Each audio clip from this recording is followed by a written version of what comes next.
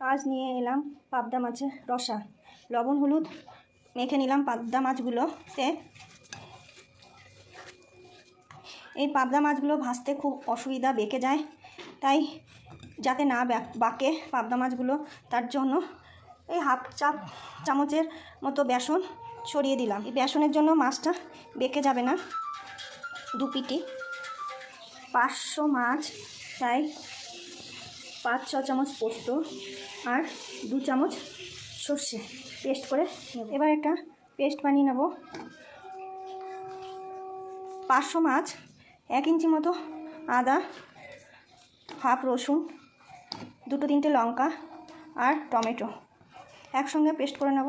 এবার এক এক করে মাছগুলো দেব। একটু হালকা ভেজে নেব মাছগুলো। দেখুন মাছগুলো একটু বাঁকা হয়নি। এবার উল্টে নেব। মাছগুলো সব ভাজা হয়ে গেছে। এবার এই তেলে পেঁয়াজ ভেজে নেব। পেঁয়াজগুলো লাল লাল করে ভেজে নেব। এবার বাটা মশলাটা দিয়ে দেব। একটু কষে নেব। কষা হয়ে গেল। এবার 1 চা চামচ লঙ্কার গুঁড়ি দেবো কালারের জন্য। কাঁচা গন্ধটা চলে গেছে। এবার পোস্ত বাটাটা দিয়ে সর্ষে বাটাটা দিয়ে দিলাম।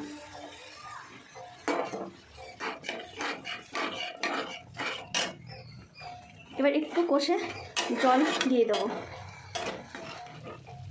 পরিমাণ মতো নুন দেব। পেঁয়াজ ভাজিতে হলুদ ছিল, তাই সামান্য হলুদ দেব। এবার একটু কষে নেব।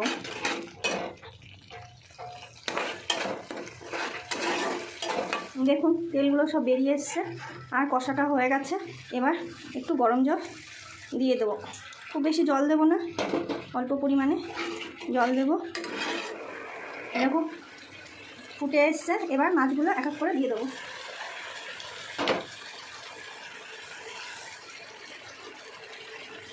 এই মাছগুলো খুব নরম হয়, তাই বেশি ফোটানো যাবে না।